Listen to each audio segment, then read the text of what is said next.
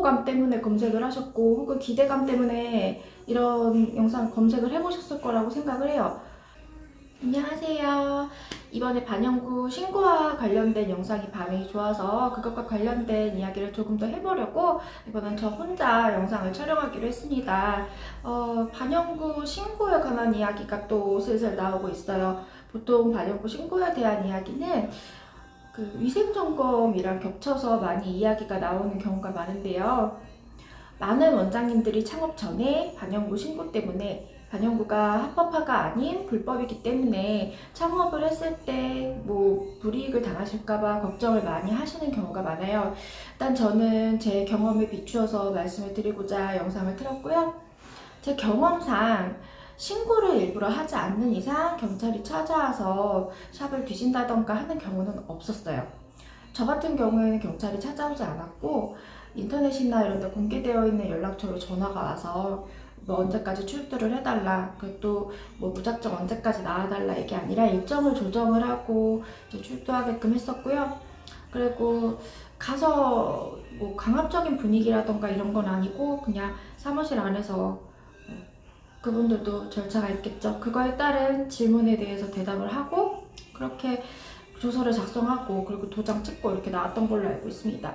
최근에 또 다시 단속이 좀 있다고 해요. 그래서 그것 때문에 걱정을 하시는 분들도 많고 또 단속에 대한 또 안 좋은 이야기 그리고 동종업계에서 서로 신고를 한다던가 하는 부분에 대해서 원장님들이 걱정을 굉장히 많이 하시더라고요. 근데 결론부터 말씀을 드리자면은요. 저는 한번 당해본 사람이 있고 저보다 더 많이 신고를 당하셨던 원장님들이 있어요. 그런 분들 같은 경우에는 올 것이 왔구나 라는 정도로 생각을 하고 그게 무서워서 영업을 안 하거나 하지는 않는다고 말씀을 드리고 싶네요. 지금 그 공포심을 이용해서 그걸 마케팅 수단으로 이용하시는 분들도 좀 어떻게 보면 좀 안 좋은 부분인데, 사람의 공포심을 이용해서 이제 단속이라던가 그런 걸 좀 피하게 해주겠다, 아니면은 그 부분에 대해서 도움을 주겠다, 뭐 이런 얘기를 하시면서 뭐 반영과장 사업자 등록이 가능하다던가 뭐 어느 정도 합법화가 진행이 되었다던가 혹은 반영과장이 아니라 다른 미용업 협회나 이런 쪽에서는 이미 합법화가 진행이 돼서 뭐 세미나 같은 걸 진행하신다던가 하는 부분이 있는 걸로 알고 있어요. 저도 이거를 어떻게 알았냐면 갑자기 수강이라던가 이런 걸 하다가 보니까 이제 다른 분야에서 이미 원장으로 활동을 하고 계시는 원장님들이 얘기를 해주시더라고요.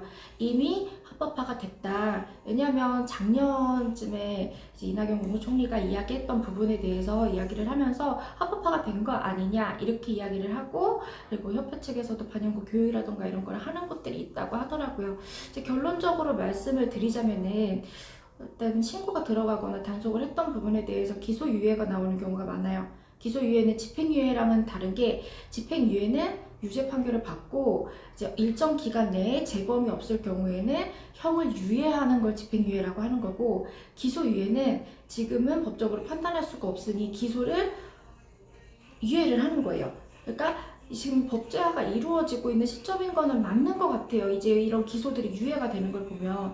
근데 한편으로는 아직도 경찰이 샵에 들이닥쳐서 뭐 이런 뭐 점검을 했다, 사진을 찍어갔다 이런 얘기들이 아직도 들려오고 있는 상황이라 안심하시고 영업을 하시기에는 조금 조심하실 필요가 있다고 보시면 되겠죠.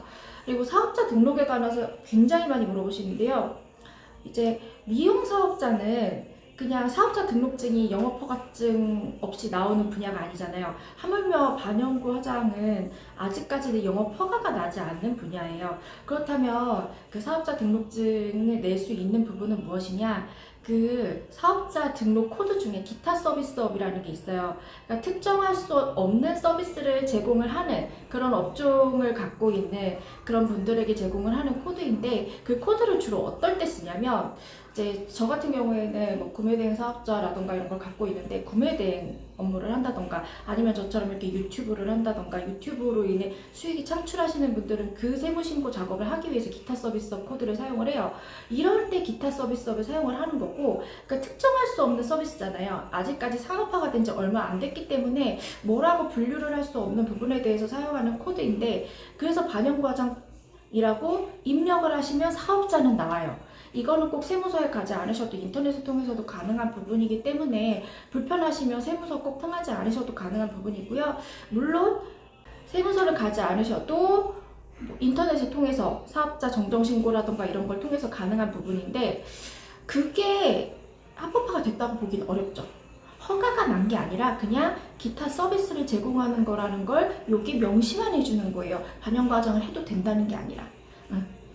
근데 그거를 반영구 뭐 코드가 나왔다 이렇게 얘기를 하셔서 제가 코드를 조회를 해봤어요. 제가 이 일 하기 전에 세무랑 회계쪽 일을 꽤 오래 했었거든요. 기업체에서.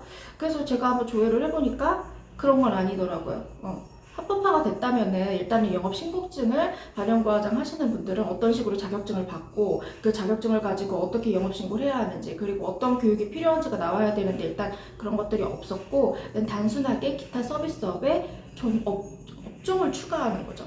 업태가 서비스업이고 업종에 내가 뭐 하는 사람이다 쓰는 거예요. 그냥 별 의미가 없는 거예요. 그거는 2020년부터 됐던 게 아니고 그 이전에도 가능했어요. 그렇게 해가지고 영업하시는 분들이 있었으니까.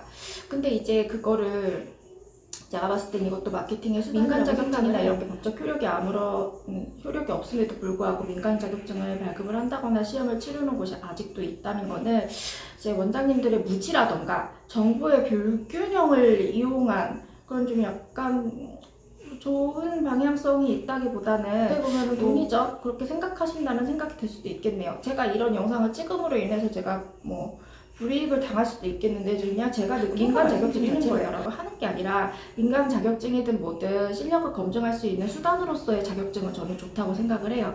하지만 민간 자격증을 딴다고 해서 뭐 반영과장 시술하다 걸렸을 때 벌을 덜 받는다던가 그거는 좀 다시 한번 생각을 해주셨으면 좋겠어요.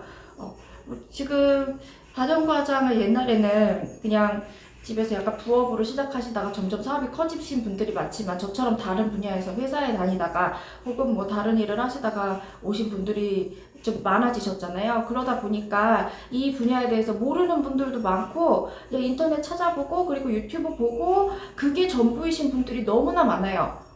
그런 분들을 어떻게 보면은 좀 좋게 좀 잘 알려드려야 되는데 그렇지 못한 부분이 있지는 않나라는 생각이 듭니다. 그래서 오늘 영상을 올린 걸 정리를 해보면요. 일단 반영과장은 아직 합법화가 아니다. 그리고 반영과장 사업자 등록은 단순히 단순히 기타 서비스업으로 사업자 등록만 하는 거지 반영과장 자체가 허가가 된 건 아니다. 아직 허가가 되려면 반영과장 합법화가 먼저고 합법화가 된 이후에 자격증이라던가 영업허가라던가 이런 법적인 그런 것들이 다 마련이 되어야 완전한 합법화가 되었다. 이렇게 보시면 되세요. 참 안타깝죠. 너무나 많은 사람들이 하고 있고 저도 이 일에 종사를 한 지 굉장히 오래되었는데 아직은 범법자라는 이미지 때문에 좀 조심스럽게 일을 해야 한다는 게요. 그리고 이런 공포심을 이용한다는 게 저는 좀 굉장히 아쉽습니다. 그래서 원장님들 이거 보시는 분들은 아무래도 공포감 때문에 검색을 하셨고 혹은 기대감 때문에 이런 영상 검색을 해보셨을 거라고 생각을 해요. 아는 게 힘이다라는 게 저는 이 분야에서 활동하면서 정말 많이 느꼈던 게 제가 만약에 세무라던가 이런 법리적인 부분에 대해서 완전한 문외한이었다면 저도 그거 되게 뻑해서 들었을 것 같습니다. 그러니까 원장님들 지금 아직은 시기상조예요. 물론 저희가 저희 일에 대해서 자부심을 가지고 열심히 하는 건 좋지만 합법화가 됐다 하고 안심하시긴 조금 이르다는 말씀 드리고 싶습니다. 어떻게든 빨리 처리가 됐으면 좋겠어요. 그렇게 해외 같은 경우에는 제가 태국의 밤에 이제 돌아다니는데 섬이었어요. 네, 섬에 돌아다니는데 밤에 24시간 타투샵인지 불 다 켜놓고 창문 선텐도 안 하고 여러 명이 타투도 하고 있고 그러더라고요. 보면서 좀 부럽다 생각도 들었습니다. 얼른 한국도 합법화가 돼서 그렇게 자유롭게 당당하게 영업할 수 있는 날이 왔으면 좋겠어요. 그럼 오늘 영상 이렇게 마칩니다.